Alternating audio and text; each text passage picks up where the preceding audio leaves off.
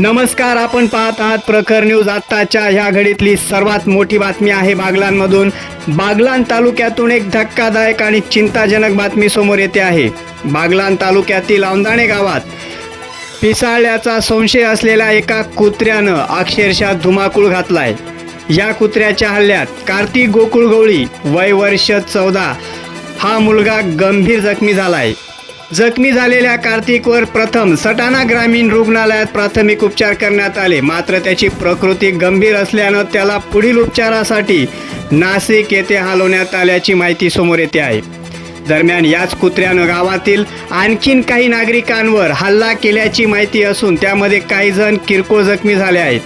गावकऱ्यांच्या म्हणण्यानुसार हा कुत्रा पिसाळलेला असण्याची शक्यता व्यक्त केली जात आहे. त्यामुळे परिसरात आता भीतीचं वातावरण निर्माण झालंय. या कुत्र्याचा तातडीनं बंदोबस्त करण्यात यावा अशी जोरदार मागणी ग्रामस्थांनी प्रशासनाकडे केली आहे. या घटनेबाबत अधिक माहिती मिळताच आम्ही आपल्यापर्यंत पोहोचू. तोपर्यंत तुम्ही बघत राहा प्रखर न्यूज 24 महाराष्ट्र. प्रखर न्यूजसाठी भैयासाहेब माळी, सटाणा.